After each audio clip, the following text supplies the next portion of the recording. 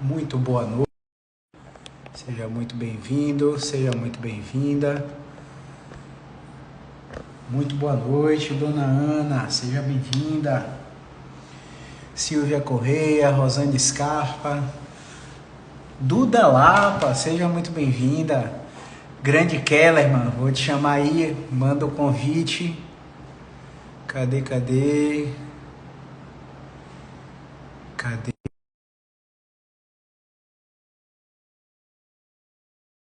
Grande Flavinha, grande Lívia, sejam muito bem-vindas. Negueba do Corte, Ronald Silveira, direto de Aracaju, seja bem-vindo, meu irmão. Grande Kellerman, você me escuta? Opa, escuto, você me escuta? Tudo certo, maravilha, mais uma vez, perdão pelo atrapalhado atraso aqui, mas na verdade o cara tava com borboletas no estômago porque ia dividir tela com você, meu querido. E aí, E aí, como estamos? Tudo certo por aí? tudo bem, graças a Deus. Velho, surgiram boatos aqui nas redes sociais que Paiva, o técnico do Bahia, acabou de cair. Eu não sei se isso é verdade, depois vocês confirmam isso aí pra gente. O papo hoje é sobre como controlar a dor, beleza? O Kellerman vai ser o guia dessa live, tá? E eu vou dar só essas considerações iniciais aqui para que vocês entendam que o objetivo primordial dessa live é fazer você, que é paciente, que sofre com dor, entender o que é um tratamento de verdade, o que é um tratamento que você vai ficar por resto da vida nele, tá? E fazer você, que é fisioterapeuta, ser capaz de melhorar a oferta do seu serviço de tratamento da dor para seus pacientes, beleza? Keller, uma palavra é sua e vamos para cima. Boa noite, pessoal. Boa noite, Caio. Para quem não me conhece, eu sou o Kederman, sou fisioterapeuta clínico, especialista no tratamento da dor. Eu atendo presencialmente aqui em Caraguatatuba, São Paulo, e atendo online em diversos cantos do Brasil, que sabe o mundo, às vezes aparece. E já queria agradecer de antemão aí, Caio, parabenizar você pela essa iniciativa, dessa jornada, né? E prontamente, quando você já fez o convite ali, eu já me auto-escalei já para dar um pontapé inicial nesse negócio, porque quem joga na bola, primeiro toque na bola, né? Então vamos nessa, né? Muito bem lembrado, Keller, mas esse é o primeiro episódio da jornada Vencendo as Dores Crônicas. E a reprise desses episódios serão 40 dias de lives para vocês, onde segundas e quintas-feiras vamos compartilhar conhecimentos aqui para ajudar vocês nos objetivos mencionados anteriormente. E a gravação dessas lives só vai ficar disponível para quem tiver no grupo VIP do Telegram. Então tá lá no link do meu perfil. Vou botar nos stories também no final da live. É só clicar e ir lá para o grupo. E além das lives, você vai ter um mundo de conteúdo adicional para te ensinar a controlar a dor. Beleza? Então, Kellerman, segue o roteiro. Se quiser fugir, fique à vontade. E vamos nessa. Certo. Então, Caio, a primeira consideração que eu vou colocar para os colegas e para os pacientes aqui, que tem dor, né? Dor crônica, porque muitos acabam se desanimando quando falam que o problema dele é crônico, né? Porque soa a palavra crônico no nosso culturalmente para nós soa como uma coisa que não tem solução, né? Que nada vai se resolver. E justamente é o que a gente está aqui para desmistificar isso, né? Que o crônico, não que a gente vai curar você, mas vão dar soluções para o seu problema crônico. Então, você aí que foi rotulado com uma dor crônica, uma doença crônica, entenda que o seu caso ele tem solução sim. E aí já gostaria de conceituar o que é uma dor crônica, né? De uma forma bem assim, generalista e simplista, dor crônica é aquela dor que já te acompanha por mais de 3 meses, quando a gente considera somente a questão de tempo, né, de dor. Então, se você tem uma dor, ou seja ela residual, que te acompanha por mais de 3 meses, Isso é, você não precisa sentir dor todos os dias, mas vira e mexe, essa dor aparece, né? Já te acompanha por um longo tempo, você tem uma dor crônica, tá? Então, primeira consideração que eu queria colocar para as pessoas que a dor crônica é aquela dor que te acompanha, né? Por mais de 3 meses. Maravilha. Nada a declarar sobre essa colocação do Kellerman, definiu com maestria o que é dor crônica. E eu queria falar um pouquinho com vocês a respeito da relação da dor crônica e os exames de imagem, que é o primeiro ponto, e que eu considero muitas vezes, na verdade, na maioria esmagadora das vezes, um processo iatrogênico. E o que é isso? Um processo de erro na tomada de decisão do profissional da saúde. Existe uma relação muito íntima entre a prescrição do exame de imagem no paciente com dor e o paciente com dor crônica. Todas as vezes que ele tem o que a gente chama de flare-up, que é uma agudização da dor, ele vai numa cascata investigativa como se fosse um detetive de lupa. Meu Deus, qual é a causa da minha dor? O médico tal, o fisioterapeuta tal vai descobrir a causa. E aí esse profissional da saúde vai lá e pede um exame de imagem. E aí começa uma cascata, que o Kellerman eu gostaria que explicasse aí agora. Qual é a diferença? Você pegar assim, ó. Você pegar 1.000 pessoas com dor crônica na lombar, dividir elas em 2 grupos e botar o tratamento baseado em ciência para os 2 grupos. Só que um deles passou por exame de imagem antes. Qual que é a diferença do processo nesses 2 grupos aí, Kellerman? Contextualiza aí para mim. Exatamente, Caio. Então, assim, né? O que a gente vê aqui no nosso dia a dia clínico? O paciente, quando está com dor, ele sente uma dor, então ele fica preocupado, achando que tem alguma coisa grave, vai no serviço de saúde, faz exames de imagem, toma medicação, e a explicação que é dada para ele, que é o X da questão. Porque, culturalmente, ainda no nosso país, nós vivemos numa cultura do raciocínio biomédico, onde que para eu sentir uma dor, obrigatoriamente eu tenho que ter uma lesão. Para eu descobrir onde está a sua lesão, eu tenho que fazer um exame de imagem. E aí, como você mesmo pontuou muito bem, nem sempre, na esmagadora, na maioria das vezes, a causa da dor não pode ser explicada pelo exame de imagem. E aí, respondendo a sua pergunta, se você pegar uma pessoa, um grupo de pessoas que vão receber o mesmo tratamento para dor lombar, só que um faz exame de imagem e o outro não, é aquela velha máxima. Às vezes, até com a gente na profissão acontece isso. É muito melhor a gente, às vezes, ser ignorante no sentido da palavra, de não conhecimento de determinadas coisas, do que conhecer. E aí, quando o paciente que fez exame de imagem, provavelmente as informações que vão ser passadas para ele vão gerar uma ansiedade, vão mudar o seu comportamento, vão gerar pensamentos catastróficos que vão fazer com que ele adote um comportamento de medo e evitação, e esse comportamento vai fazer com que a sua dor, que naquele caso poderia ser uma dor aguda, se torne crônica, ou se é uma dor crônica, ele vai desencadear a sua dor por uma forma mais persistente, aumentando o seu sofrimento, por conta dessas condições e informações relacionadas, explicações equivocadas relacionadas à dor no exame de imagem. Exatamente. E a gente está falando de paciente com dor crônica, tá, pessoal?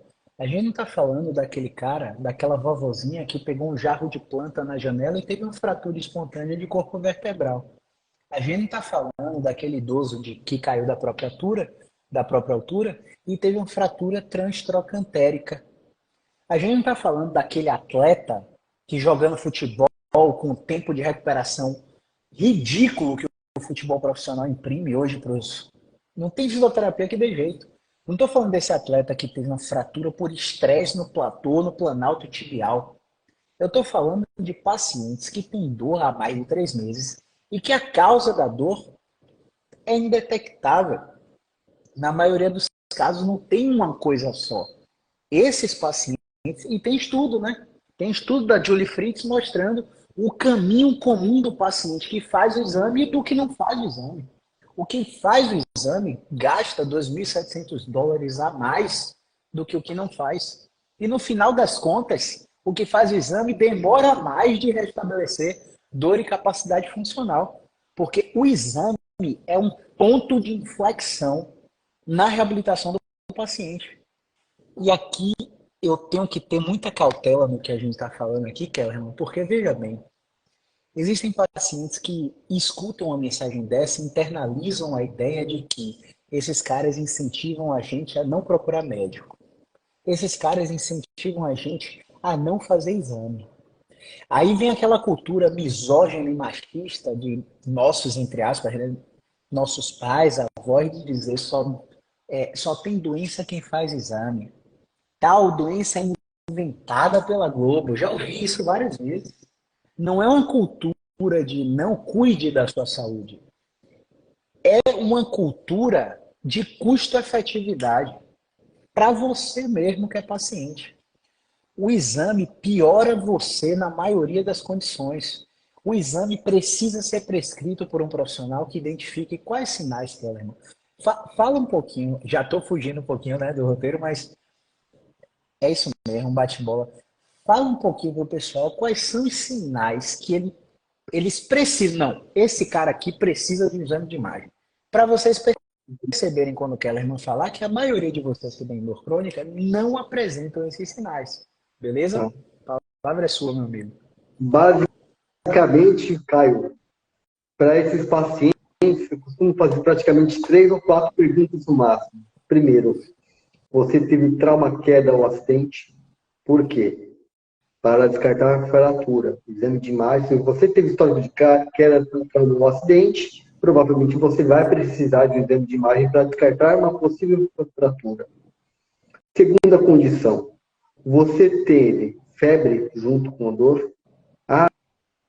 Eu tive, provavelmente. Você pode estar com um processo infeccioso, então provavelmente você vai precisar de um exame de imagem. Você teve perda de peso sem motivo, uma dor noturna, febre junto com a dor à noite, né?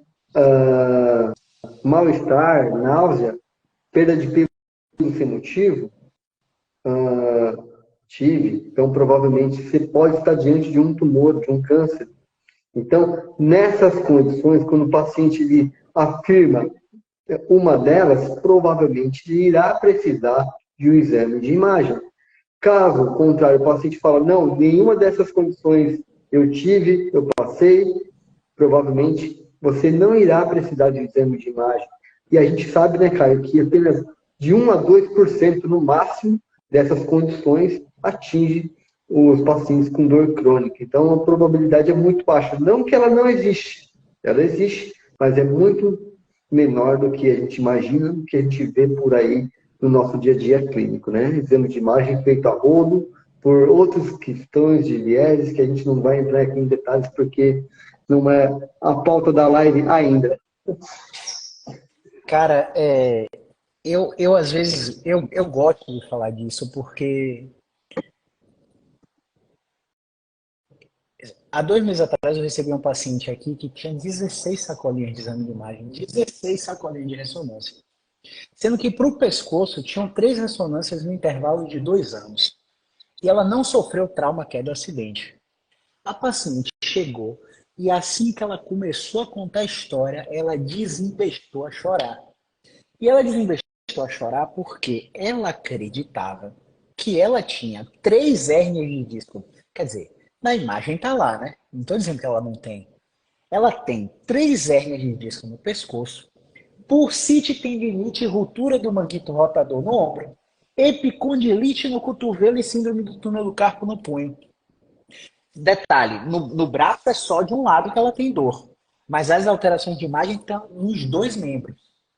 Ela tem 2 hérnias de disco lombar, síndrome do impacto femoroacetabular, condromalácia patelar com artrose no joelho e tendinopatia do calcâneo. Tudo isso baseado nos achados dos exames de imagem que ela trouxe. Essa paciente tinha uma dupla apresentação clínica com resposta sintomática concorrente Ponto. Cervical e lombar. E nós lidamos com essa paciente em 2 meses e todos os sintomas foram controlados. Ela está sem dor? Não. Ela que vacile de fazer o exercício em casa para ver se a dor não volta. Todos os fatores biopsicossociais foram trabalhados.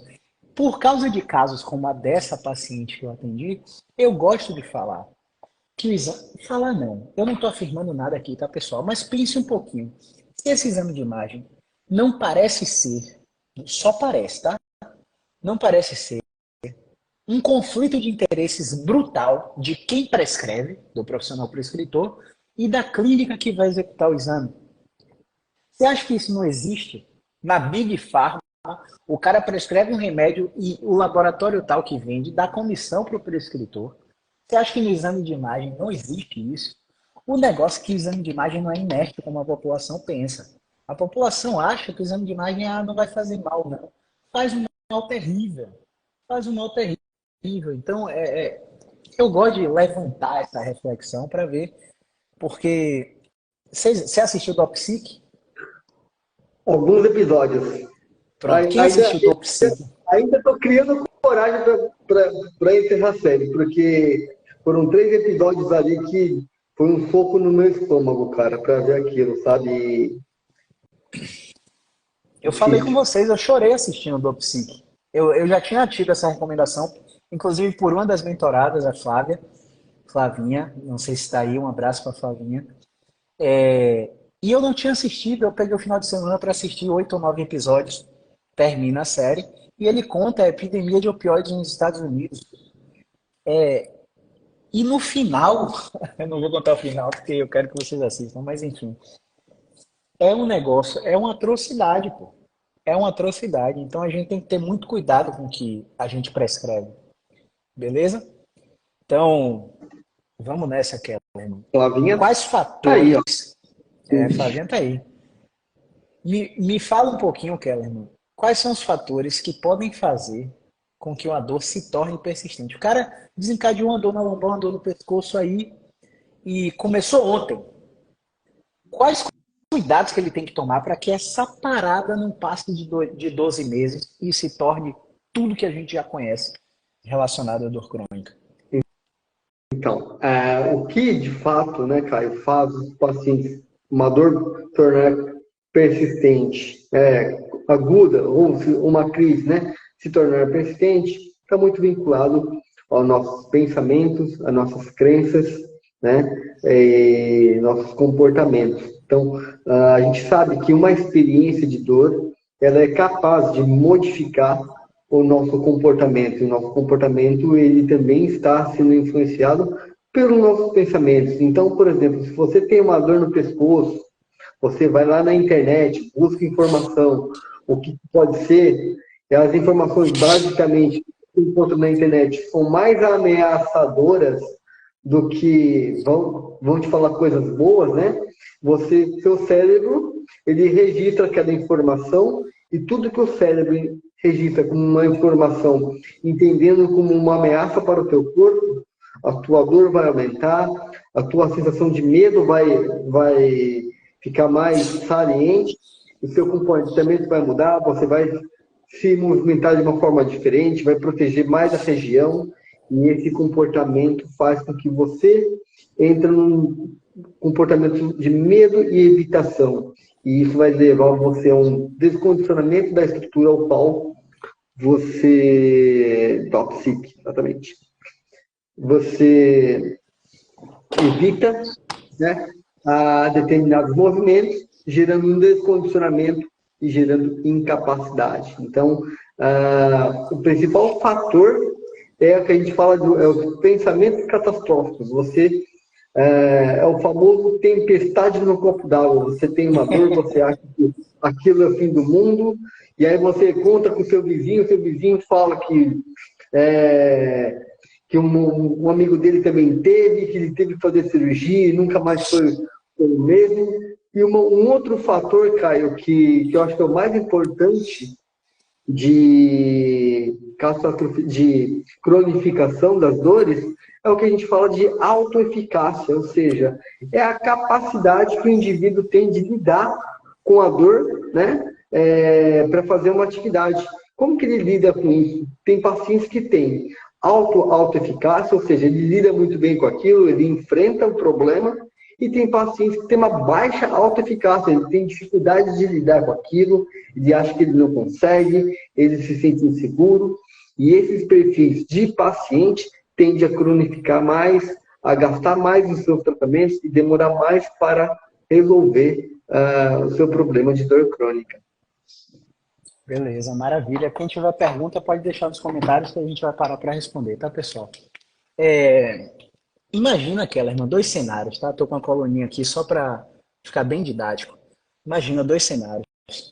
Você desencadeou uma dor no quadril brutal. Incapacidade nos primeiros passos de manhã, começa a melhorar no meio da manhã, meio-dia está com dor de novo, fica nessa oscilação. De noite, quando você deita aqui e repousa, que você acha que vai melhorar, começa a doer. Você tem que tomar dipirona o tempo todo por causa da dor. Está vivendo com dipirona há 6, 7 anos. Aí um médico olha para você, e dois cenários. Um médico olha para você e fala: Kellerman, fiz um exame de imagem do seu quadril. O seu quadril é a interseção dessa bolinha, que é a cabeça do fêmur, com essa colherzinha aqui, que é o acetábulo. O seu quadril está com um desgaste aqui. E esse desgaste, quanto mais você correr, mais ele aumenta. Quanto mais você pegar peso em academia, mais ele aumenta. Então, para evitar esse desgaste, você está proibido de fazer atividades de impacto. Não com essas palavras, tá, pessoal? A maioria dos profissionais falam de uma forma que, meu Deus do céu, até te encanta a restrição. A restrição que ele te passa te dá uma ideia de cuidado com o seu corpo tão grande que você, meu Deus, ele está cuidando de mim. Você internaliza isso aqui, beleza? Cenário 2. Você passa no fisioterapeuta, o fisioterapeuta deita você, flex seu quadril ao máximo, joga impacto, não dói, roda para interno, roda para externo, estende, faz o PKB para ver se não tem tensão neuroadversa, coloca você para agachar, coloca você para fazer cama elástica. Como é que você está, Kevin? Você todo do mesmo jeito, tô igual. A gente tacou o impacto em você, você não piorou, testamos o seu teste, a dor não foi concordante, você apresenta uma resposta à movimentação. Eu acho que esse problema aí não é grave e que você precisa de um protocolo de exercícios para dar suporte não só à estrutura do seu quadril, e suporte nada tem a ver com fortalecimento, e entender o que é que está acontecendo com sua dor. Dito esses dois cenários, Kellerman, você tem 65 anos de diagnóstico de artrose avançada e está nesses dois cenários, tá? Só que você mora em um triplex.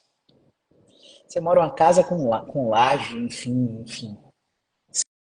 Seu quarto é no terceiro andar, Kellerman. No cenário 1 que o médico falou para você, como é que você sobe a escada?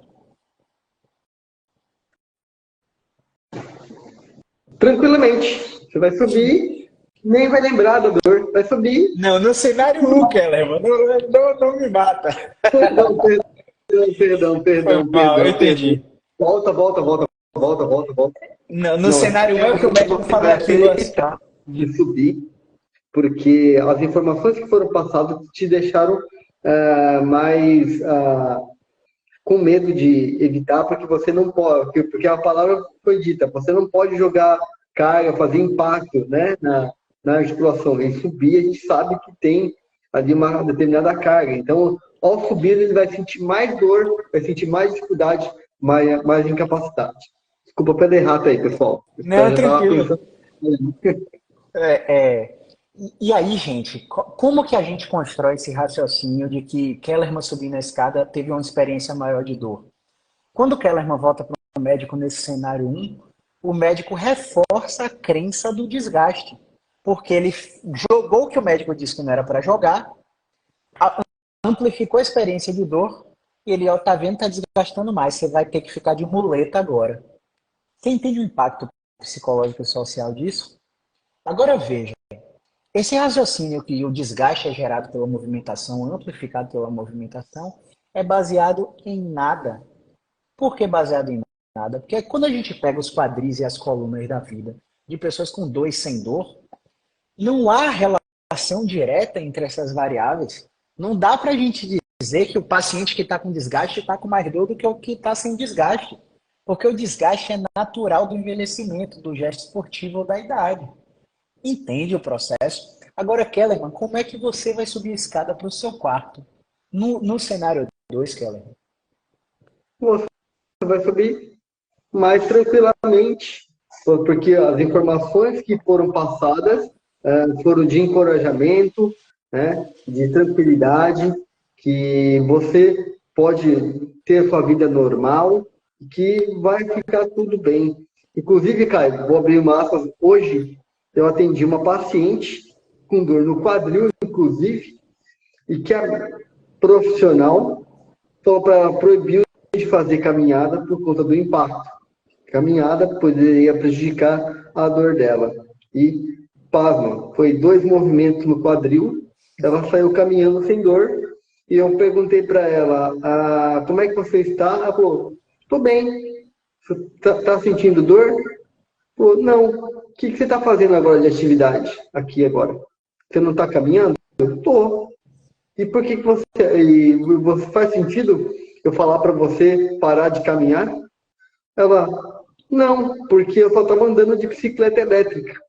Olha só, o tamanho do estrago que estava sendo feito na cabeça dessa paciente. Ela estava evitando de caminhar, só andando de bicicleta elétrica por conta da dor no quadril, né? E aos poucos a gente foi quebrando, né? Desmistificando isso, e ela entendeu que andar não é tão perigoso quanto parecia de primeiro momento, né? E você está falando de quadril, eu sou um exemplo clássico. Eu tenho uma limitação importante de quadril, né? Rotação externa.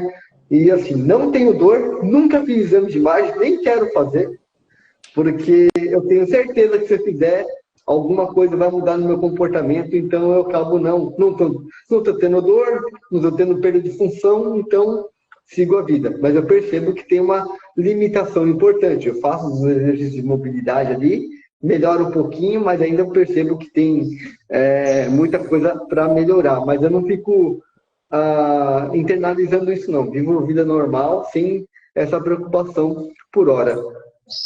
Eu gosto de fazer analogias e dar muitos exemplos para que vocês internalizem quão complexo é lidar com dor crônica. Por exemplo, quem é meu seguidor raiz aí sabe dessa história, que está contada lá no YouTube, mas de forma bem resumida, em 2017 eu assisti a um conflito emocional pesadíssimo no meu seio familiar, desencadeei diarreia com sangue e dor torácica. O episódio de dor torácica foi investigado por 2 ortopedistas daqui da cidade e eu acabei fazendo ressonância não só da torácica, eu fiz a ressonância do pescoço e da lombar também. Não me pergunta por que não era fisioterapeuta. Não, já era fisioterapeuta. Já era fisioterapeuta.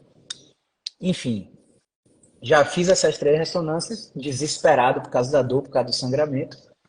E aí fui submetido à ressonância e a ressonância descobriu que eu tinha 2 hérnias lombares. Nunca tive dor lombar.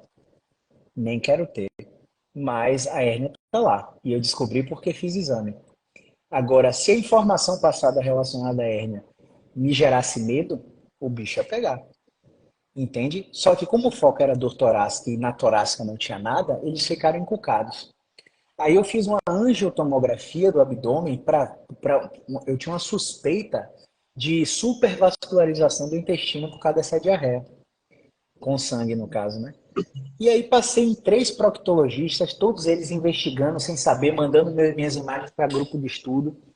Passei num professor da faculdade, de uma faculdade aqui de Salvador. Ele perguntou para mim, como é que tá a vida? Aí eu falei para ele sobre o conflito que tinha rolado. Ele, e o que é que você faz? Aí eu falei que eu fazia triatlon. Porra, você não precisava nem fazer triatlon. Bastava você pedalar. A pressão e a vascularização exigida pelo ciclismo, pelo triatlon, por sobrecarga de atividade física, gera neovascularização, formação de novos vasos na região que você está trabalhando. Você está trabalhando intensamente a pelve aí. Se eu pegar a imagem de uma pessoa que é sedentária e de uma pessoa que é triatleta, eu vou ver esses vasos nas pessoas que fazem triatlon.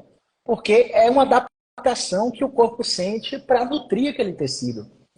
Só que veja, todos os médicos antes desse cara aterrorizaram varizes intestinais que ele tinha.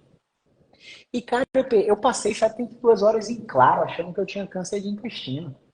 E aí você me pergunta o que é que isso tem a ver com dor crônica, eu diria que tudo. Porque o problema da dor crônica, em 90% dos casos, é iatrogênico. É causado por um profissional de saúde que não tratou esse paciente adequadamente quando o problema era agudo. E quando o problema virou crônico, esse profissional de saúde continuou dando informações que não fazem sentido para o paciente. Não é isso? Per- Exatamente. Perfeito.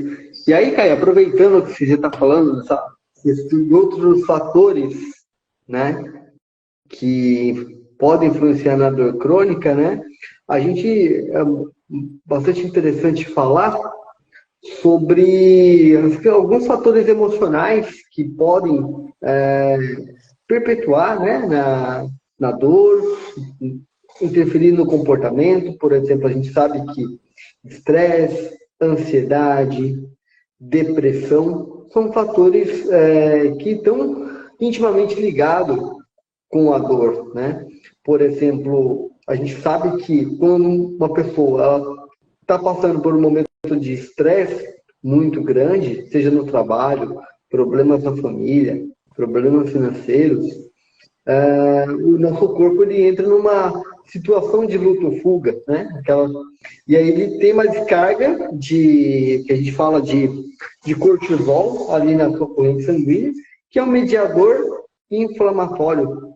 E isso vai fazer com que o seu sistema nervoso perceba mais facilmente a dor. Então, às vezes, o gatilho que está te causando a dor é um fator emocional e ali, provavelmente, níveis de estresse, níveis de ansiedade, todos esses fatores, eles podem contribuir para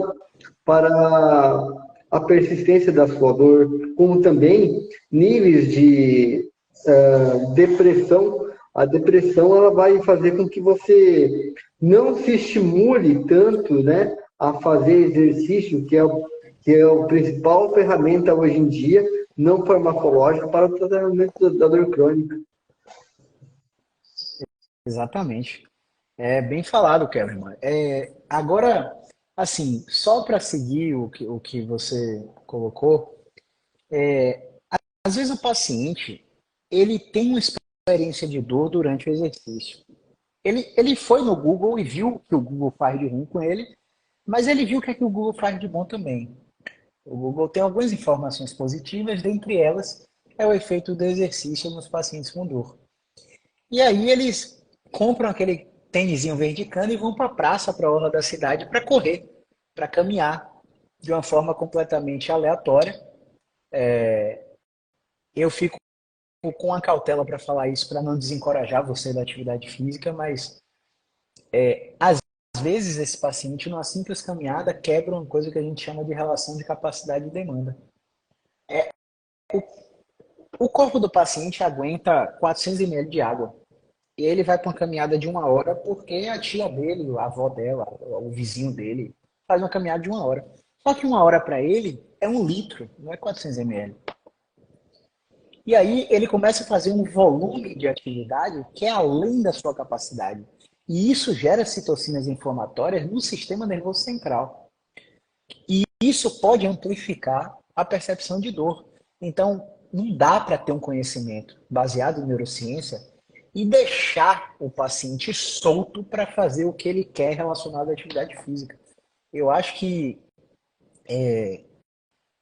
eu acho que o paciente tem que ter cautela e procurar um profissional antes, mas eu fiz essa contextualização, Kellerman, para você falar como é que o exercício pode ajudar o paciente a controlar a dor, uma vez que eu, por exemplo, fui fazer um exercício e senti dor, logo não quero mais fazer, porque toda vez que eu faço aquele exercício dói. Mas me disseram que exercício dom, pô, mas caramba, toda vez que eu faço dói, doutor.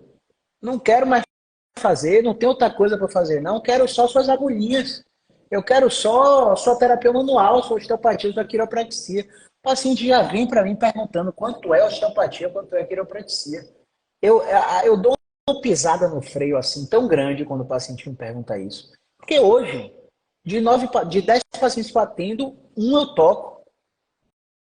Então, explica aí para o pessoal como é que o exercício pode violar a expectativa do paciente a esse ponto. Então vou tentar pegar um breve histórico aqui, imaginar um cenário, né? Como você mesmo colocou, né, Caio? Um paciente que está com dor, ele faz o exercício, ele sente um pouco mais de dor.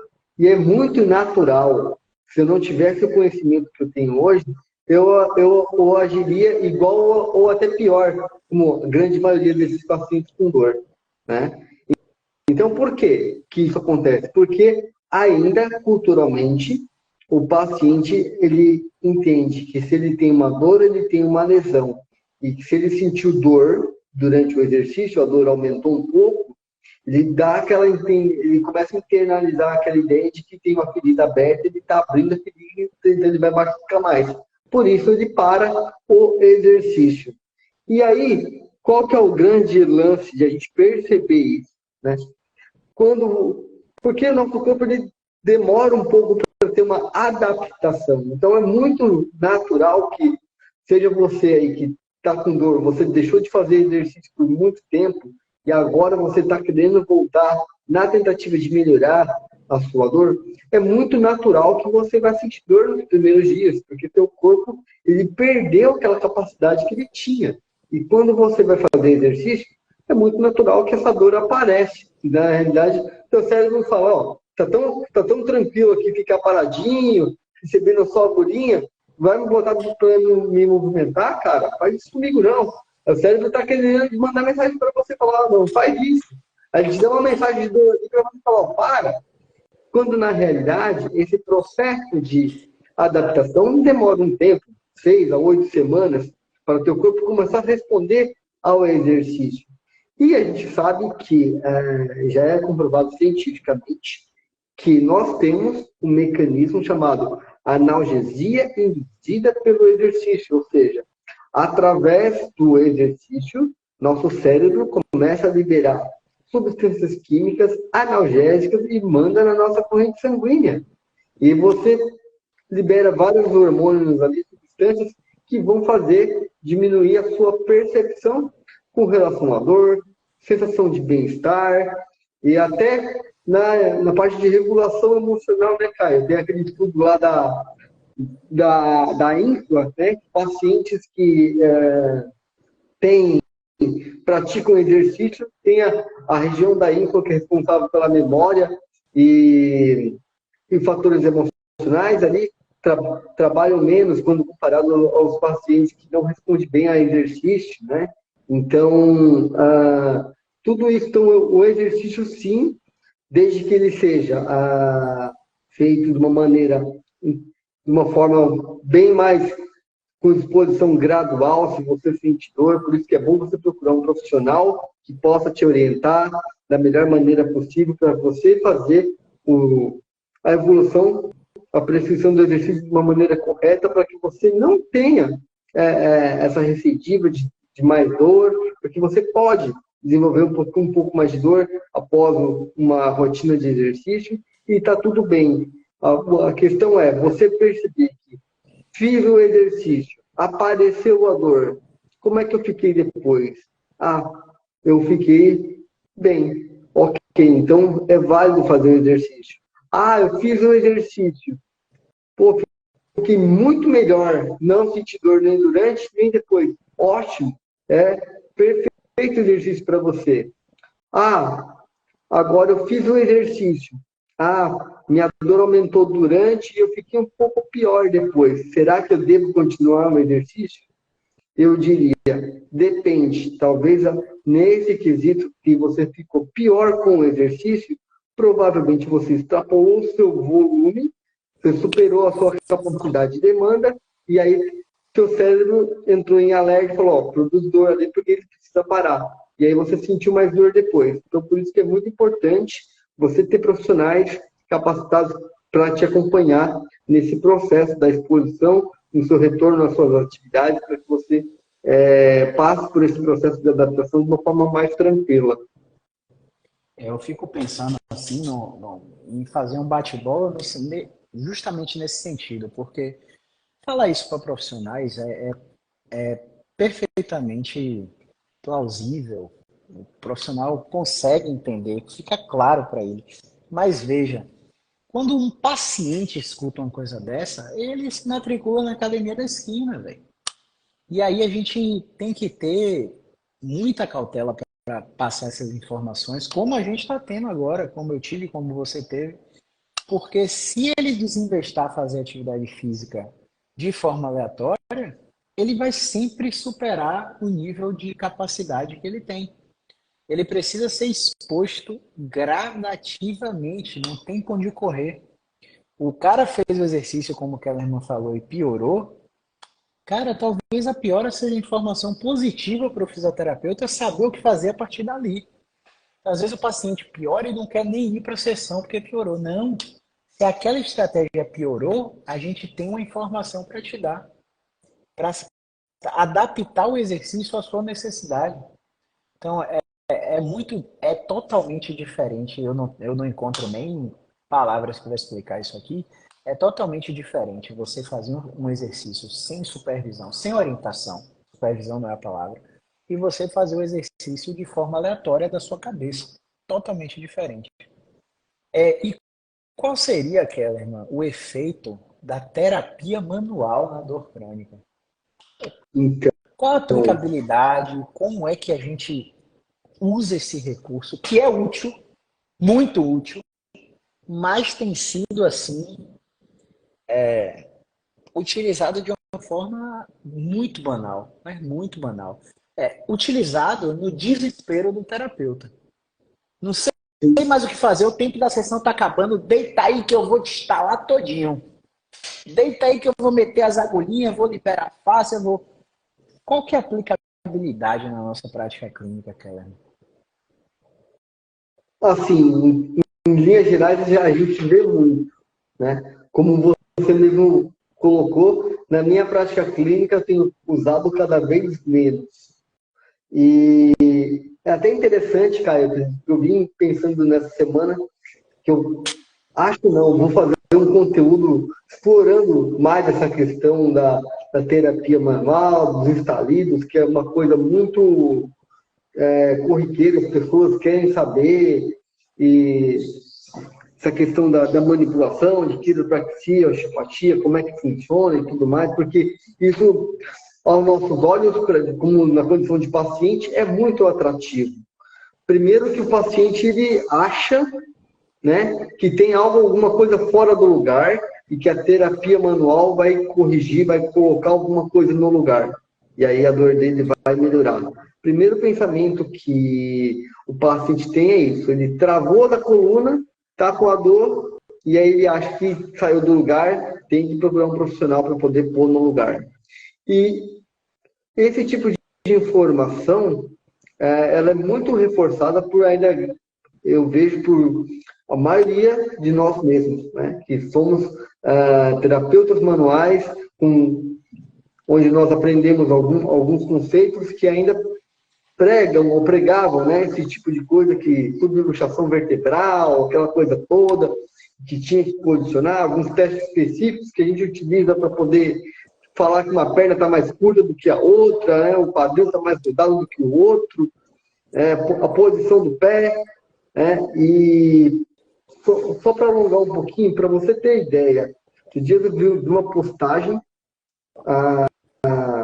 de um médico, né?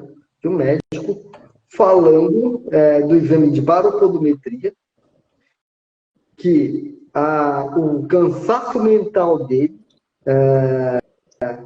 ele estava com cansaço mental, diminuindo a sua produtividade, e que falaram para ele que esse cansaço mental dele estava vinculado com o posicionamento do pé, que ele precisava de uma palmilha para corrigir isso, para melhorar a pisada, para corrigir, melhorar a performance da questão cognitiva e mental. Eu pensei, o povo é muito bom de... Né? Então, assim, as explicações fazem muito sentido. Mas, voltando à sua pergunta, o que acontece? A terapia manual é um excelente recurso para os pacientes com dor. Ela leva, né, o paciente a alívio da dor, recupera movimento. Só que qual que é o grande problema. São efeitos de curta duração. É igual você tomar um remédio. Você deitou na maca, fez os procedimentos, te instalou inteiro, você sai dali zerado. 2, 3 dias depois, a sua dor volta. E o paciente, então, ele começa a perceber, né, que minha dor voltou, vou ter que ir lá de novo. Ele volta, faz o procedimento, melhora a dor, e aí ele fica nesse ciclo, até ele perceber que ele fica totalmente dependente desse tipo de procedimento. E que, aos nossos olhos, isso talvez não seja da melhor forma, né? Não dá autonomia para o paciente fica preso, vinculado a uma técnica, a um procedimento do profissional. E como que, de fato, a terapia manual ela age no nosso corpo, né? Através de técnicas manuais, o nosso corpo ele vai liberar substâncias químicas analgésicas, igual o exercício, né? E aí, o que que acontece? O nosso cérebro, então, ele diminui essas ameaças, né, percebidas, e você causa um relaxamento naquela região que você estava sentindo dor. Então, você tende a melhorar por conta dessa condição, porque não é porque tinha algo fora do lugar, e sim pelo efeito neurofisiológico que a terapia manual ela promove nesses pacientes. E quando de fato, então, a gente precisa utilizar nesses pacientes?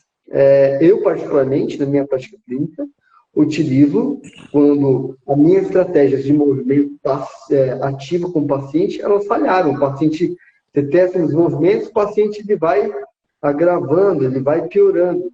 E, às vezes, você precisa utilizar a terapia manual. Aí é como muito bem você fala, quando Deus sopra no ouvido, você vai lá, você utiliza esse processo da terapia manual para quebrar esse ciclo de proteção e dor. Porque, às vezes, um estímulo rápido vai fazer com que o seu cérebro, então, ele consiga gerar essa sensação de relaxamento na região, melhora da dor, diminuição melhora da mobilidade também. Ao contrário do que, por exemplo, pacientes fibromiálgicos, a gente não tem estudos dizendo que não vou colocar fibromialgico, mas sensibilizados, digamos assim. Então, às vezes, quando você está ali, o paciente, né, se você percebe que o exercício para ele, naquele momento, está agravando, a terapia manual, ela pode ser um indicativo, o paciente pode responder bem, para que você depois entre com os exercícios de uma forma mais ativa, para que esse paciente responda, e cada vez menos você vai dependendo, vai desmamando esse paciente da terapia manual, incluindo atividades para ele no dia a dia, para que ele mesmo faça sozinho. Maravilha. Ainda sobre a aplicabilidade, né, da terapia manual, veja, paciente, o Kellerman falou de uma forma bem clara aí, as estratégias de movimento falharam. Porque se a gente começar com a terapia manual, a gente, além de perder as referências, além de não saber o que o paciente pode fazer sozinho quando a crise atacar e você estiver longe ou quando você não tiver disponibilidade, muitas vezes a gente corre o risco de fazer uma medida paliativa no paciente. Essa medida paliativa, o paciente uma hora vai entender que não está aprendendo como melhorar e vai abandonar o seu tratamento. Então, eu costumo falar que vence quem melhor se adapta. Eu sei que você foi criado em escola de osteopatia, em escola de quiropraxia, eu também fui. E eu te digo assim, se você vier para a nossa metodologia, vai piorar antes de melhorar. Todos os meus pacientes que eu comecei a fazer o 80-20 de terapia manual versus exercício e ir desmamando aos poucos do tempo, todos reclamaram. Todos, sem exceção, reclamaram. O processo de educação que foi fazendo com que eles entendessem esse processo.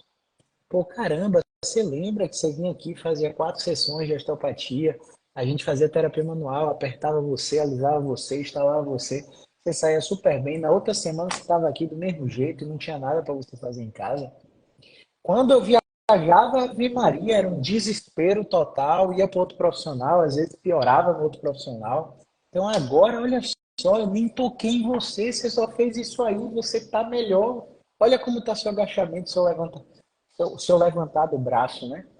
E uma outra coisa de aplicabilidade da terapia manual, assim, você falou muito bem da ausência de resposta dos pacientes sensibilizados, né? Pacientes que desencadeiam flare-up, é você não aplicar tudo de vez. O cara fez um flare-up na sua frente, um recurso de terapia manual nele, para ver se modula a dor. Modulador volta a retestar ativamente. Fez outro flare-up na sua frente, outro recurso de terapia manual para ver se modula a dor. O paciente tem comportamento de medo e evitação. O cara não dobra, não gira o pescoço, não levanta o braço. Pô, engana o cérebro dele, porque é enganar. Terapia manual, a gente engana o cérebro do paciente. Faz uma manipulação completamente inespecífica lá no talos, no tornozelo, e pede para ele testar o braço de novo. Ele vai ficar, que isso, o cara manipulou meu pé, tá pedindo para eu levantar meu braço outra vez? Não, deixa eu ver isso aqui. O cara levanta com mais naturalidade, com menos hipertonia, porque ele acredita que a gente fez alguma coisa incrível nele e ele muda a experiência de dor. Você percebe que a aplicabilidade da terapia, nesse caso, transformou o comportamento evitador para enfrentador?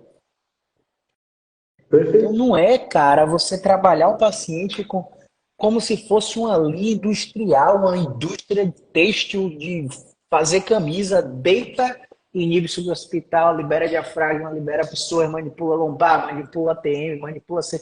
Não é assim, cara. Individualizar o tratamento, você está atendendo por plano de saúde? Nem no plano de saúde a gente oferece uma merda dessa para o paciente. E enfim, vence quem melhor se adapta, não tem pra onde correr. É, é isso.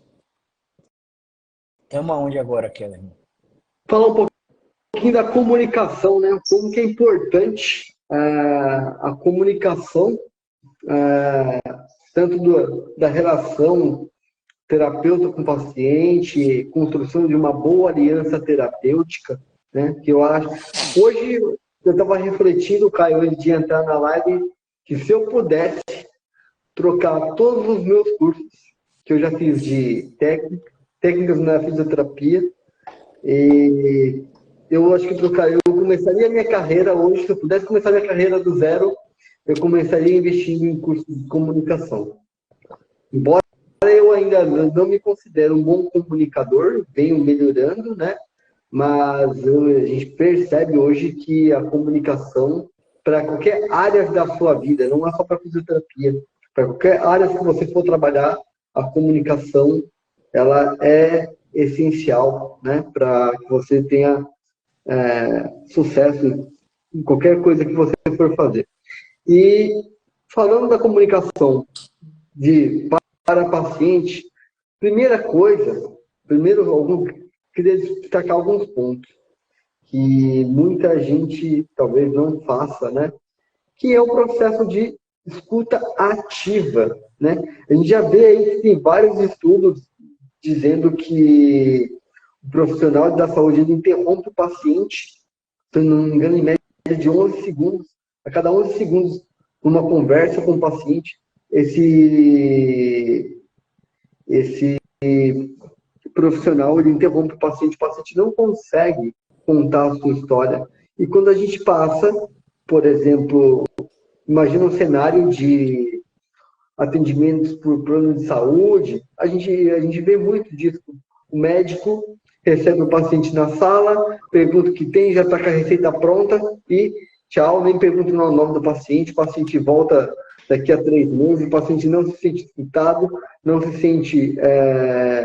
achou que resolveu o problema dele, e quando na realidade, o primeiro passo, quando os pacientes nos procuram, nós devemos sim escutar esses pacientes, escutar a sua história, entender todo o contexto o qual esse paciente está envolvido.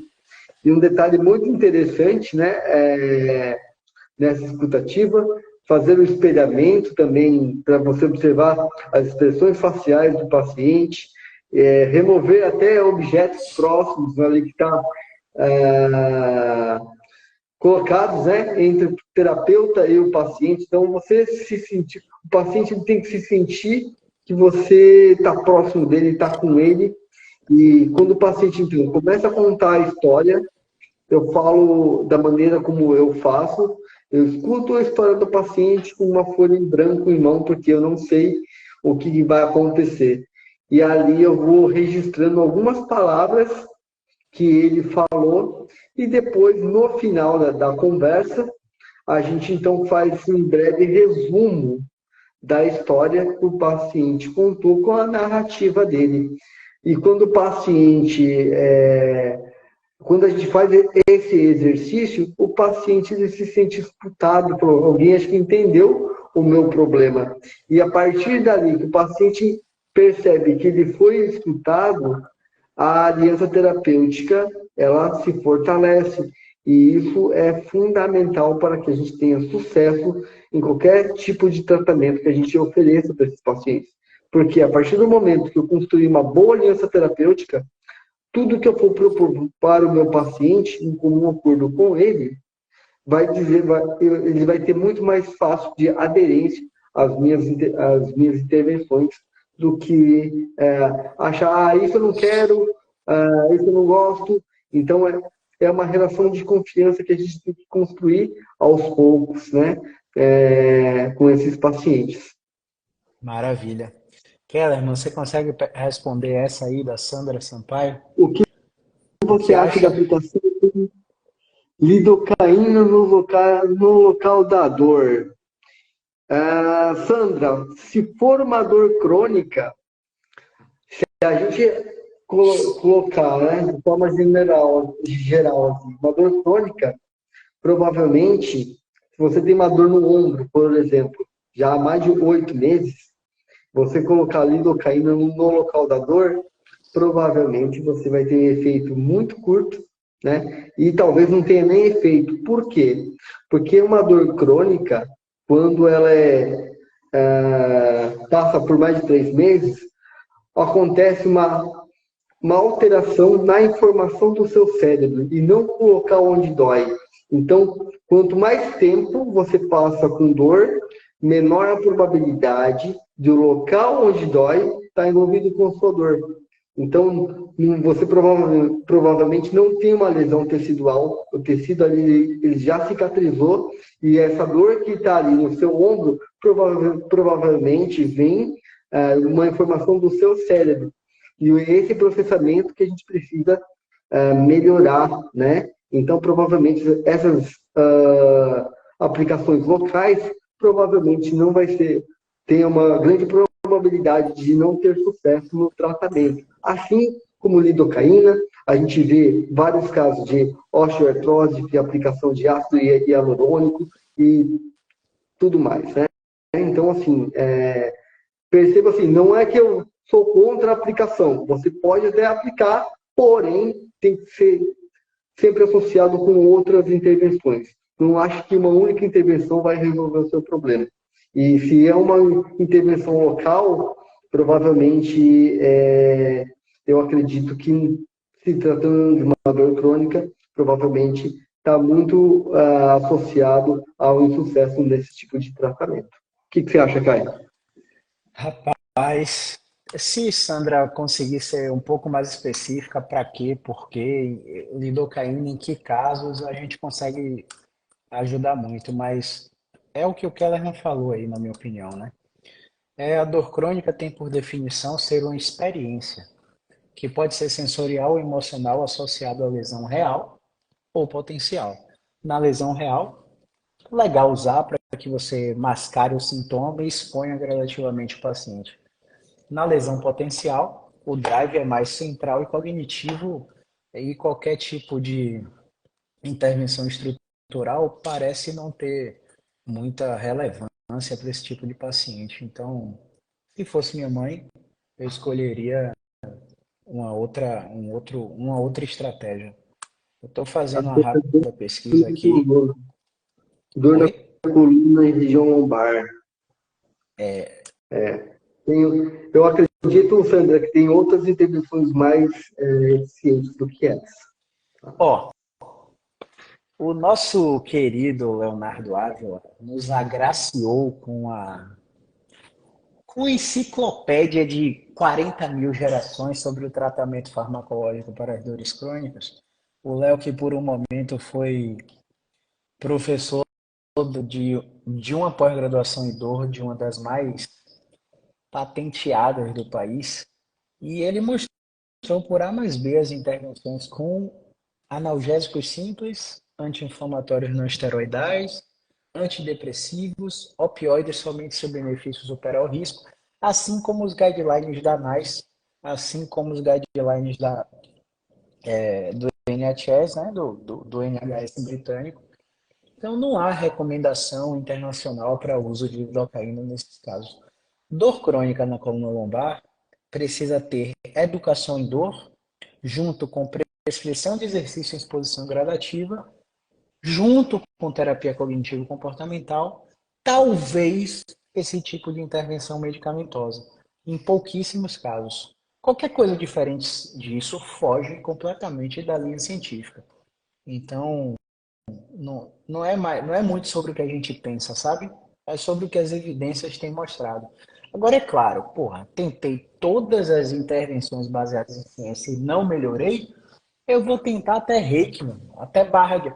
Com todo respeito, tá? Sim, Eu acho que reiki sim, ajuda em muitas coisas. Eu acho que microfisioterapia ajuda em muitas coisas, a acupuntura ajuda em muitas coisas. Mas para dor crônica, o que a gente tem de padrão ouro é isso que a gente acabou de citar, né? Então, se há o padrão ouro, por que procurar algo diferente? Então, eu fiz uma breve pesquisa aqui na PubMed e, tipo, não acho muita coisa legal a respeito de lidocaína, não. Mas sim. é isso. Enfim, é só uma opinião. Bom, Estamos aonde, querido Keller? vamos falar de importância de hábitos, estilo de vida, alimentação, né? Como que isso interfere na dor crônica? Massa. Primeiro, a gente sabe que, por exemplo, um bom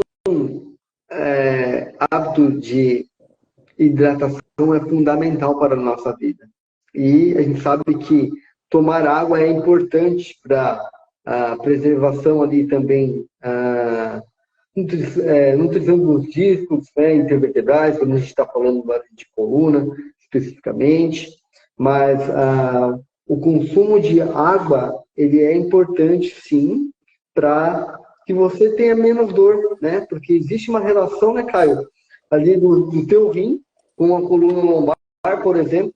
Se você tem um déficit hídrico, provavelmente você sobrecarrega seu rim, que ele pode estimular ali regiões de conexão com a lombar e você desencadear uma dor lombar por falta de água, né? Então, a gente sabe aí que alguns estudos mostram que o ideal é a gente consumir em torno de 35 ml pelo seu peso, né? Então, é importante você se manter hidratado para que você diminua um dos fatores de risco para desencadear dores, né? Então, hidratação aí é fundamental no nosso dia a dia para evitar fatores de risco de cronificação ou até episódios de dor. O que você pensa? Maravilha. Maravilha.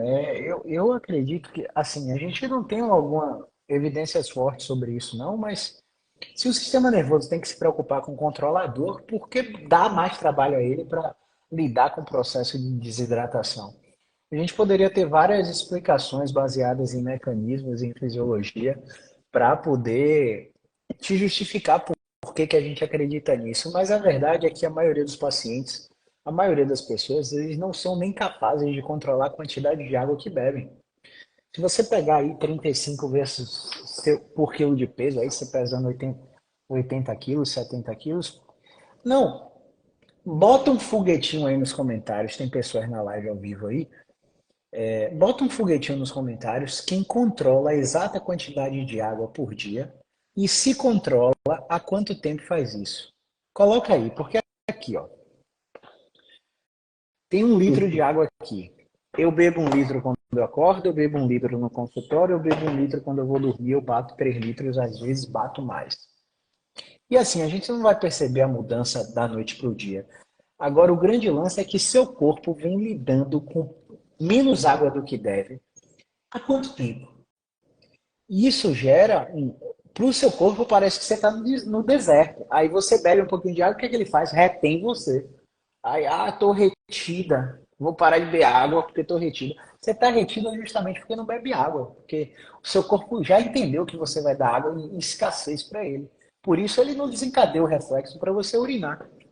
E aí seu rim vai entrando em falência ao longo da vida. Quando chega uma hora vai cobrar o preço. O Kellerman falou bem desse nervo aí. Um outro ponto é em relação à alimentação. Quando a gente desembrulha mais do que descasca, a gente está correndo sérios riscos de colocar alimentos extremamente tóxicos para o organismo e para o intestino, que é o segundo cérebro.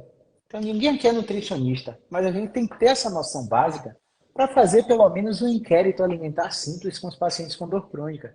E aí você vai ver paciente que todo dia come um Doritos, Kellerman, no trânsito, voltando do trabalho. Para na sinaleira, compra um Doritos e vai para casa comendo Doritos. Uma porcaria cheia de sódio, que aumenta a pressão arterial, sobrecarrega rim, enfim, altera a permeabilidade de membrana do intestino. Chega no final de semana, faz o quê?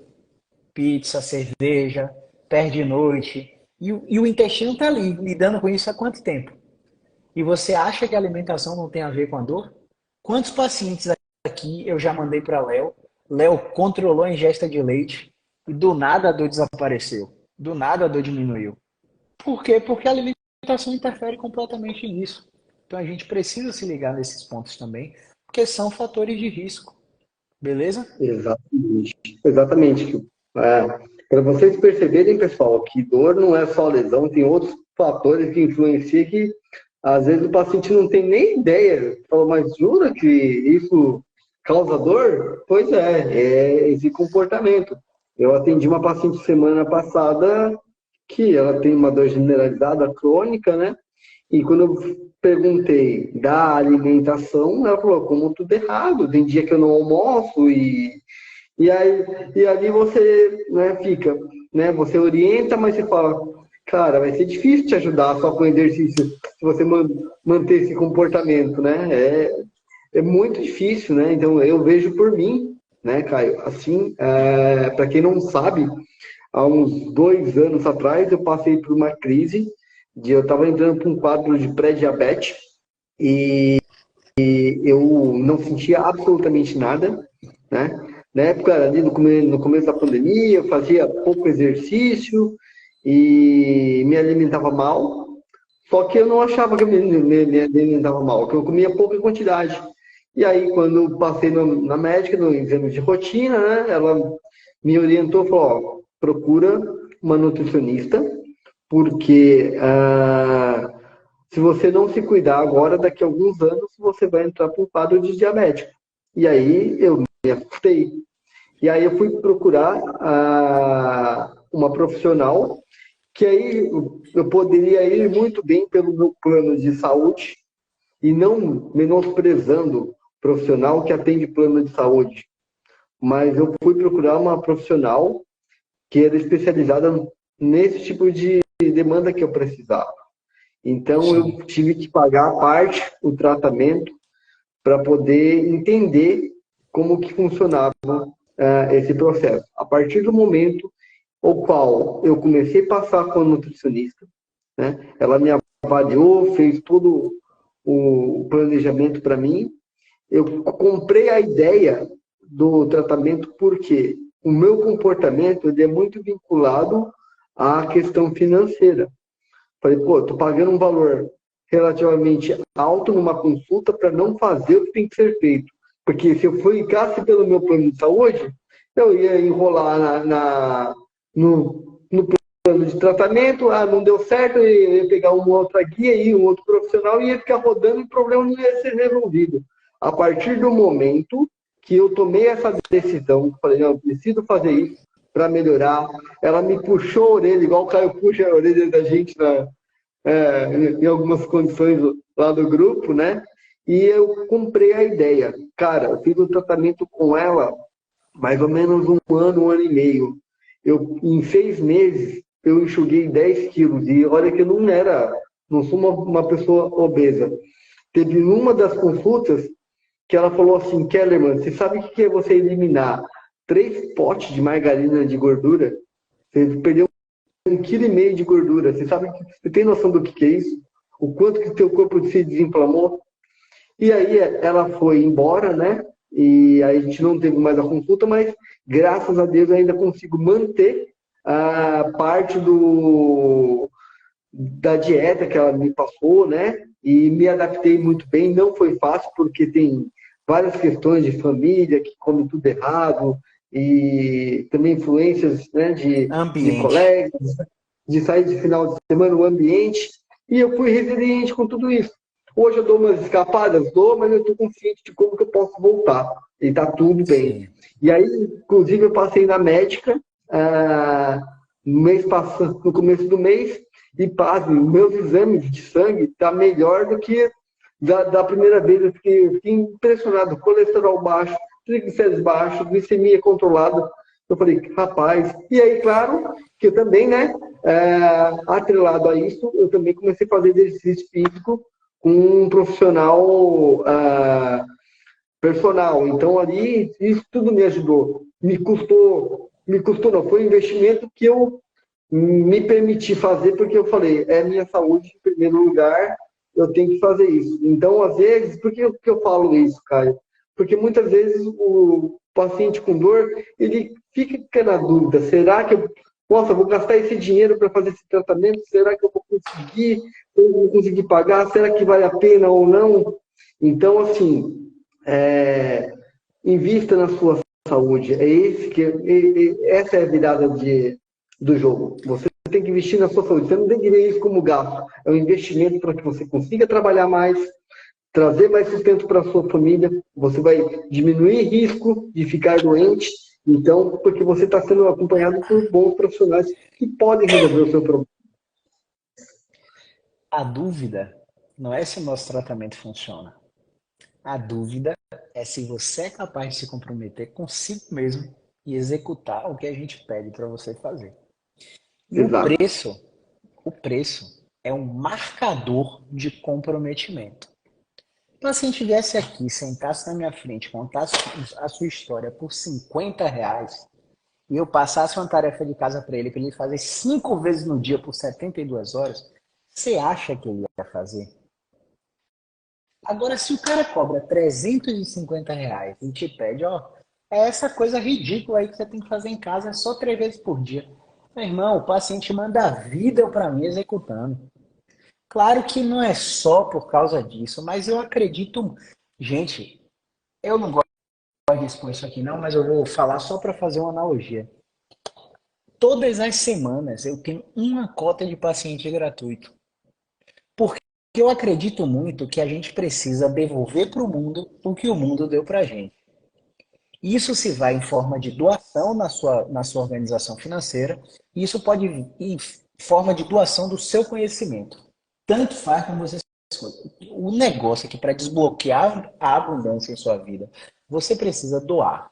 Eu acredito muito nisso e eu faço isso desde 2014, quando eu fiz o CIS lá com o Paulo Vieira, que é um dos maiores coaching do Brasil. E isso transformou a minha vida de uma forma que eu quero falar disso só para te fazer essa analogia. A maioria dos pacientes da cota gratuita não tem o comprometimento dos pacientes pagos. A maioria dos meus atendimentos para minha própria família não tem o comprometimento dos pacientes que me pagam por tal. Exato. Você pode experimentar isso em todas as esferas da vida. Quanto mais fácil vem, menos comprometimento você tem, menos valor você dá. Então, existe, por exemplo, eu falo sempre isso para os alunos. Tem um profissional no Brasil que cobra R$ 1.500 de consulta e já comprou R$ 25.000 em 3 atendimentos. Existe um político que viajou de jatinho para a cidade do cara para fazer 3 consultas com o cara. E as 3 consultas custaram 25 mil e o cara saiu da cirurgia com 3 consultas. E quem que imagina um dia o serviço, a prestação de serviço de um fisioterapeuta custar tudo isso? Um dia eu vou chegar nesse patamar, porque eu acredito que é possível e eu estou correndo atrás disso. E por acreditar, eu vou traçar metas para realizar isso. E eu estou falando isso porque você que controla a dor, você precisa acreditar que pode controlar a dor. Não adianta você estar diante do cara do Einstein, do professor da USP, do cara que dá aula em Boston, nos Estados Unidos. Se um fator diferencial entre o paciente que tem resultado e o que não tem é a expectativa prévia de que vai ter resultado. Se o cara já senta aqui desencorajado, ou tipo, como eu já atendi vários, né? O marido que veio arrastado pela esposa, porque a esposa foi minha paciente e melhorou. O cara não queria estar aqui na minha frente, veio arrastado. Você acha que por que a esposa melhora e o marido não? Claro que não é um único fator, mas essas coisas influenciam. Tudo que você acredita influencia. Eu acredito muito nisso. Também. Beleza? Vamos matar Beleza. aí com 2 pontos, Kellerman. Vamos. A relação de dor e sono e os pacientes que fizeram cirurgia e continuam com dor. Quer falar sobre Certo. o quê? Rapidinho. Vamos falar da cirurgia com dor, porque vai ter uma live só específica do sono. Não quero dar spoiler para Pronto, a live beleza. do Gabriel. Máximo respeito ao nosso camisa 10, viu? Lógico, não, pô. Ele, camisa 10 foi o capitão, eu não vou contra ele aqui, então eu Para só.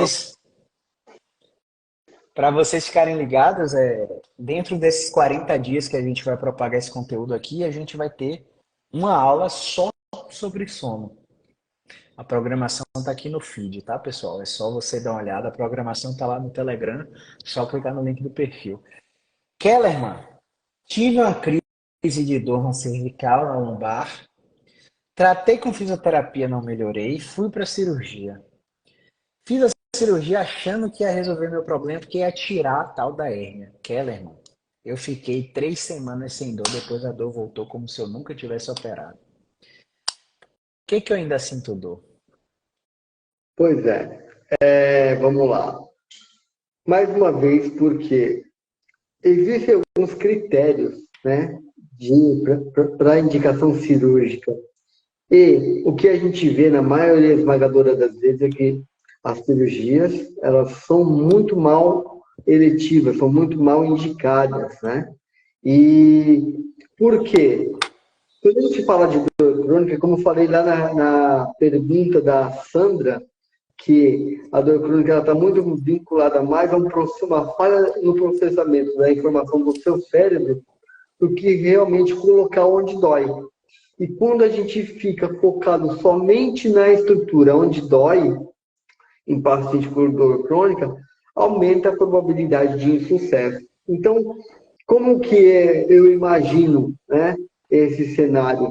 O paciente tem uma hérnia de disco cervical, ele tem uma hérnia lá e, né, fez um tratamento fisioterapêutico, não respondeu ao tratamento e que isso pode acontecer independente da qualidade do tratamento. Tem pequenos grupos de pacientes que, de fato, não vão responder ao tratamento conservador ou fisioterapia. E aí, Caio, o que acontece? Ele faz a cirurgia porque falam para ele que o problema está na estrutura. E ao fazer a cirurgia, ele retira aquele material, a hérnia, né? E na cabeça do paciente, ele achava que era a hérnia que estava causando todo o problema, porque tempos depois, essa dor volta tudo de novo. Daí ele se pergunta, ué, mas se eu estou com dor, se minha dor voltou, não tenho mais a hérnia, por que eu estou com essa dor? Porque existem pequenos grupos, ou né, existem grupos de pessoas que a gente fala de síndrome da falha cirúrgica, ou seja, o paciente ele faz a cirurgia e após a cirurgia ele continua com dor. Isso acontece, tá? E por quê? Porque a grande maioria das pessoas fazem a cirurgia só analisando o critério dor. E a gente sabe que hoje na literatura nos mostra que somente o critério dor ele é insuficiente para tomada de decisão para um procedimento cirúrgico. Então, tem grupos de pacientes, sim, que vão ter dor após a cirurgia, tá? E não contente com isso, o paciente ele, pode tentar uma nova cirurgia e fica tentando várias cirurgias. E estudos já mostram que, por exemplo, numa cirurgia de coluna, por exemplo, você tem 50%, um pouco mais de 50% de chance de melhorar. Se você faz uma segunda cirurgia, essa taxa já vai para 30% de chance de você melhorar. Ou seja, quanto mais cirurgia você faz, menor a probabilidade de você ter sucesso com a cirurgia, né? Inclusive, Caio, tem até o médico americano, né, Ian Harris, que ele fez um estudo com várias cirurgias de diversas áreas do corpo, e ele chegou à conclusão que a taxa de sucesso de cirurgias, né, em mais de 6 mil pessoas, eu não lembro o número com exatidão, ele operou em mais de 6 mil pessoas e apenas 14% tiveram melhora, né? Então, ou seja, a maioria delas não respondeu bem à cirurgia. Então, mais uma vez, você comparar um paciente, né, tem vários estudos entre você fazer uma cirurgia de verdade com uma cirurgia placebo. E, por exemplo, em menisco do joelho, por exemplo, ambos melhoram a mesma coisa, né? Então, como que é feito esse estudo? Pegaram um grupo de pessoas que operaram o joelho, deram cirurgia de menisco, né? Fizeram a artroscopia ali e pegaram um grupo de pessoas que o médico ele só abriu, ele não fez o procedimento cirúrgico, ele só abriu e fechou. E os pacientes tiveram os mesmos níveis de melhoras de dor e de incapacidade, ou seja, até que ponto a cirurgia de fato ela é relevante nesses casos. Então, vale muito a pena você, paciente, discutir isso com o seu médico, com o profissional, na sua tomada de decisão de cirurgia. Lembrando que a tomada de decisão é sempre do paciente, mas a gente precisa munir ele de boas informações para que ele se sinta tranquilo na tomada de decisão. Eu tive um caso de uma paciente com hérnia de disco, com 29 anos, que ela fez cirurgia. Uma perna, a gente conseguiu, um dos quadros a gente conseguiu resolver sem cirurgia, o outro, infelizmente, a gente não conseguiu, mas ela ficou bem orientada das possibilidades, ela tomou a decisão da cirurgia e hoje eu vejo que ela está muito bem, talvez ela acertou nessa condição. E a gente sabe que numa cirurgia de coluna, os primeiros meses, eles vão ser benéficos, vão ter grandes alívios da dor, né? E melhora da função. Mas quando a gente pensa a médio e longo prazo, quem esperou 1 ano, 2 anos, vai ter os mesmos níveis de incapacidade e dor, né, no futuro. Então, será que vale a pena, de fato, fazer a cirurgia? É bem levantado. Eu assim, falo insistentemente aqui que na pandemia, mais de 80% das cirurgias eletivas foram desmarcadas pelos hospitais, porque as cirurgias só eram feitas por emergência. E quando a pandemia começou a abrir, 16 de outubro aproximadamente, os hospitais começaram a ligar para os pacientes que desmarcaram a cirurgia para fazer cirurgias. E os pacientes melhoravam. Ou seja, a história natural é extremamente favorável até para você que tem uma dor crônica por uma hérnia de disco verdadeira, que são apenas 4% dos casos, a radiculopatia. Tem a dor lombar irradiada para a perna, dor cervical irradiada para o braço, choque, dormência, formigamento, perda de força na mão.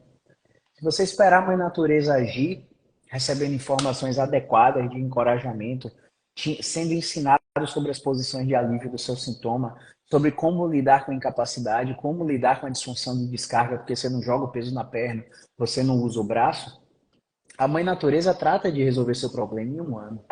Você não tem 1 ano para esperar? Tá tudo bem, faça a cirurgia. Você vai fazer a cirurgia em 3 meses, comparando com a fisioterapia, você vai estar com menos dor do que quem está fazendo fisioterapia. Mas a cirurgia não recupera a sua função.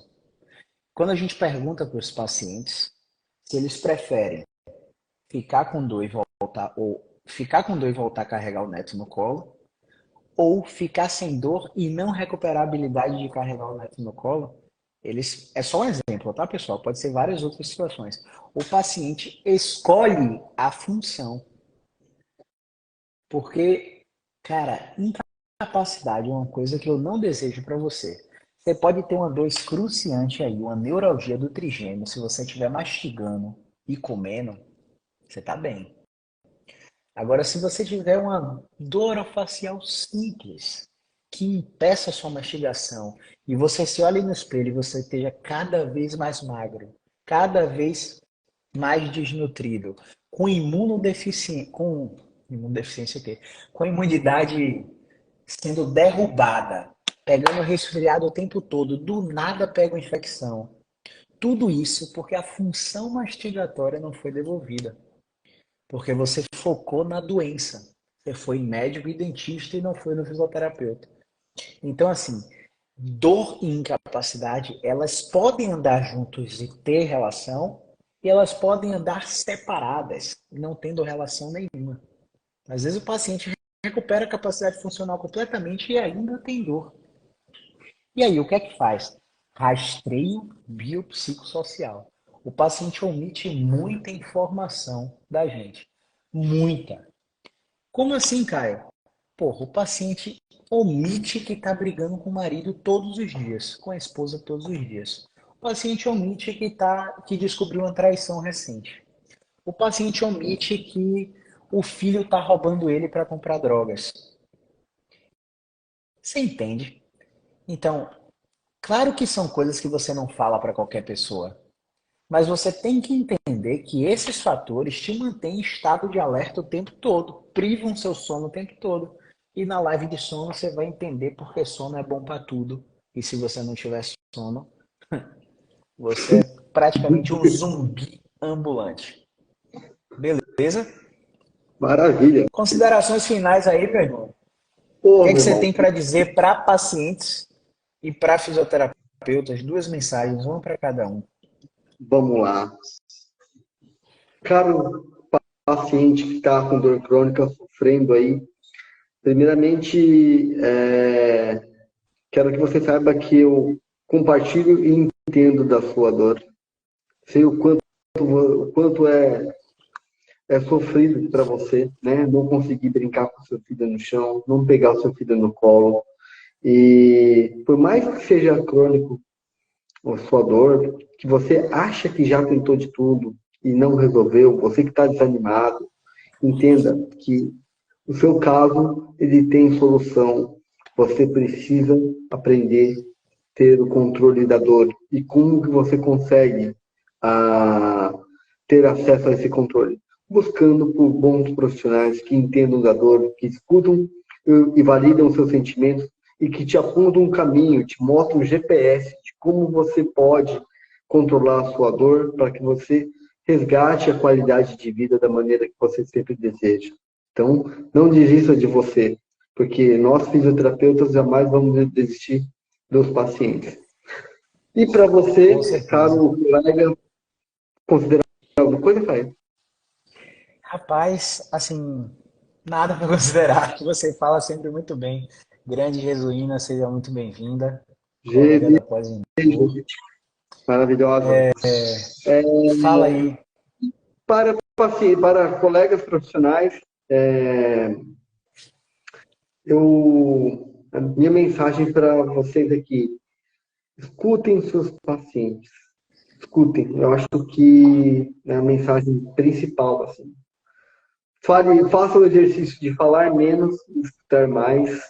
E estudem muito sobre dor, que eu acho que é um grande caminho para que a gente consiga mudar esse cenário com as práticas baseadas em evidência, a maneira que eu defendo, que eu acredito. Não consigo ver de outra maneira de a gente agir de uma forma ética e verdadeira com esses pacientes. Entender que a gente não vai achar a causa da dor na primeira consulta, esse é uma grande falácia que a gente vê por aí. Entender que, por muitas das vezes, a gente vai ajudar muitos pacientes, mas tem muitos pacientes que a gente não vai conseguir ajudar, e está tudo bem. E eu acho que entender que um paciente ele vai precisar, talvez, de outros profissionais atuando ali na sua condição. Então, fazer o encaminhamento, quando você entende que é necessário para outro profissional te ajudar nesse processo, não é porque a gente é fisioterapeuta, porque a gente entende de muito de dor, que a gente resolve o problema do mundo. E, na realidade, a gente precisa, de fato, entender nossas limitações e pensar no paciente e deixar um pouco do nosso ego de lado, né? Que a gente precisa entender o foco principal é ajudar o paciente e independente de qual filosofia você acredita ou bandeira que você defende. Mas eu acho que às vezes a gente acaba não percebendo que a gente cria um viés de autoridade, empoderamento, que a gente acha que resolve tudo e na realidade a gente percebe que a gente é apenas um guia para esses pacientes, a gente só direciona. Quem resolve tudo é o próprio paciente. Eu acho que, em linhas gerais, seria mais ou menos essas ideias que eu queria passar para todos vocês e agradecer quem passou por aqui na live, ficou todo esse tempo com a gente aqui. Não perca as próximas lives que o Caio vai fazer, acho que é na quinta-feira, né? Eu não sei nem quem é, mas eu com certeza estarei presente, né? Porque é sempre um prazer ver colegas falando aqui, conversando, trazendo boas informações para as pessoas. E quem quiser tirar alguma dúvida depois, eu vou abrir uma caixinha de pergunta e a gente vai respondendo ao longo da semana aí. E agradecer, Maravilha. Caio, mais uma vez pela oportunidade de estar nesse evento contigo, né? Fui pego de surpresa, mas, cara, gratidão imensa, assim, tem nem palavras, cara, para agradecer tudo que você tem Oxente. feito aí para a Que gente, isso. né, e defendendo essa bandeira. E está aberta a temporada, o jogo já começou, então agora é só acompanhar, galera. Vamos aí que tem muita coisa boa para acontecer nessa série de lives. Eu, particularmente, tenho um viés de preferência, que eu quero ouvir uma pessoa falar aqui, né, que vai fechar com chave de ouro Vai. o E evento, né? é o tema mais. Rapaz, que tema, viu? Eu A não última aula, vou 11 de nem setembro, 8 horas. eu não Rapaz, vou nem falar o nome da pessoa para não falar que eu estou de marcação com ela, entendeu? Porque toda live eu falo dela. Então, se ela estiver por aí, ela já sabe que é para ela. Mas é isso, pessoal. ela tá assim. Rapaz, olha, a próxima live é 7 de agosto. Vai ser uma super profissional que eu admiro demais. A gente vai falar sobre dor no ombro, vai passar sobre todos os diagnósticos possíveis e como que a gente enxerga isso, tá? Então, vocês que são fisioterapeutas, vocês que são pacientes que têm dor no ombro, vão ser muito beneficiados. 7 de agosto, segunda-feira, 8 horas ao vivo. A gravação dessa live vai estar disponível no grupo do Telegram. Não vai ficar livre aqui para todo mundo, só quem está no grupo do Telegram que vai assistir a reprise de todas as lives, né? Nesses 40 dias. Caio, Fale, um você. spoiler, se você me permite, Ah, ser sua convidada. É incrível fazer a live com ela, porque ela mesma pergunta, ela mesma responde. Você só fica ali de isso é prontidão, ótimo. né? É muito bom. Ó, eu separei aqui algumas coisinhas enquanto a gente estava falando, eu anotava, né, para não perder o fio da meada. Enfim, porque o HD não está processando tanta informação. Então veja bem, considerações finais. Paciente, para você controlar a dor, primeiro você precisa ter um estilo de vida saudável. Atividade física regular, no mínimo 4 vezes por semana, hidratação calculada, alimentação planejada, sono regulado, beleza? Você precisa ter saúde mental, controlar estresse, ansiedade, né? Se você tiver acesso a psicólogo, melhor ainda. Se tudo isso estiver ajustado e ainda assim você tiver dor, o que eu acho muito difícil, porque 100% dos pacientes que eu faço esse tipo de inquérito sempre estão com algum desses pontos desregulados. Aí você precisa de um tratamento de fato, beleza? Então a mensagem que eu tenho para deixar para vocês é basicamente o que o Kellerman falou já. Teve uma vez que um paciente falou assim para mim: pô, eu gosto de vocês porque. Eu, como assim você gosta da gente? Eu gosto de vocês porque vocês sempre tentam alguma coisa diferente. Os médicos não encontram diagnóstico e já desistem da gente. Toda vez que eu venho aqui, você faz uma coisa diferente para pelo menos tentar. Né? Uma paciente que é lá de Botafogo, no Rio de Janeiro. Enfim, é uma paciente que eu levo para a vida. Então, não desistam de vocês porque a gente não vai desistir. O Kellerman falou isso muito bem. Fisioterapeutas, no mínimo ousado, no mínimo arriscado, querer tratar a dor crônica de pacientes sem saber os conceitos de neurociência, de comunicação e de escuta ativa, que o Kellerman falou muito bem. Se você não conhece esses conceitos, você precisa se reconceitualizar. Assumir que a faculdade de fato mais deforma do que forma, porque é isso que a gente vê hoje em dia. Mas há 5 anos atrás, para mim, minha faculdade foi literalmente foda. A faculdade. Eu tive os professores que a UFBA tem hoje, só para você ter ideia. Mas com o conhecimento que a gente tem hoje, a gente vê que, porra, sei lá, 80, 90% do que a gente aprendeu hoje a gente mal aplica. Eu não estou falando de todas as áreas, não, estou falando da minha área só. É por isso que a aula inicial do nosso curso é a faculdade te forma ou te deforma. Porque você já toma logo 10 tapas na cara na primeira aula para ver, ó, ou você desiste ali e pede seu dinheiro de volta, ou você mergulha nessa parada para entender o que, é que a gente está falando. Então, assim, eu vejo muitos profissionais falando, fazendo coisas que eles veem na internet, aprendendo de orelhada. Mal sabem o porquê do que estão fazendo. Quando encontram um caso complexo, pelo amor de Deus, encaminha. Eu proibi todos os meus alunos de me encaminharem pacientes. Ontem eu recebi uma mensagem de um aluno dizendo: ah, encaminhar você, mas lembrei da sua mensagem. Não me encaminhe. O que eu sei, você já sabe, e se você não sabe, é porque não sentou para assistir a aula. Porque o que eu sei está lá dentro. Então, eu não faria nada diferente do que está lá dentro. Lide com o seu pepino. São casos complexos que mudam o seu nome no mercado. Então, eu não estou aqui para fazer escola de terapia manual que ensina a manipulação de um jeito, você não pega a mão, o cara acaba te encaminhando os pacientes para todos os professores porque ele se acha, pela complexidade da técnica, da execução da técnica, incapaz de executar a técnica no paciente. Era isso que eu vivi na escola de terapia manual que eu passei. Ah, não sabe não? Pera aí, vamos abrir uma mentoria aqui individual. Passa o caso. Vamos abrir uma sessão clínica, vamos abrir uma hot seat. Passa o caso. Eu não vou receber seu paciente, não. Trate ele, evolua com ele. O paciente é uma janela de oportunidade para você aprender. Ah, mas eu errei o diagnóstico, eu já vendi o tratamento baseado no diagnóstico errado. Não importa. Houve mudança de desfecho? Houve violação de expectativa? Houve. Então, ó, se abraça, se acolhe. Você não está fazendo nada de errado. O paci... Para com essa. Na verdade, o problema é que você acredita que o serviço que você presta não vale o que você cobra. É por isso que você se pune. Entende?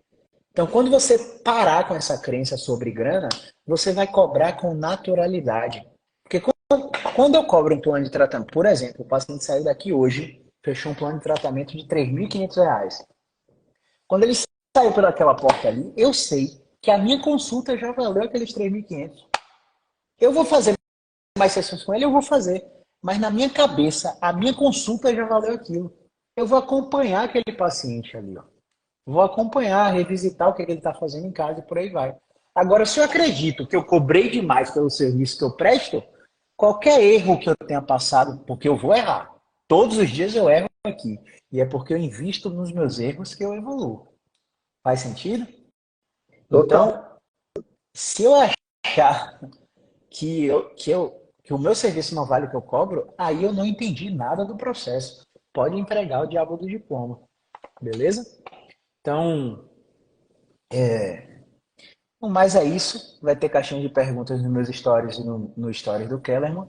Se vocês tiverem alguma dúvida a respeito de como controlar a dor crônica, é só mandar nas nossas caixinhas que amanhã, ao longo do dia do consultório, a gente para aprender, para responder. Não esqueça, link do perfil, grupo Telegram, a reprise da live vai estar lá. E segunda que vem, 8 horas, a gente vai falar sobre casos complexos de dor no ombro e vai ter uma outra super profissional aqui para ajudar muito vocês no raciocínio e no tratamento da dor, beleza? Algo mais, querido Kellerman? Por hoje é só. Tá bom demais, né?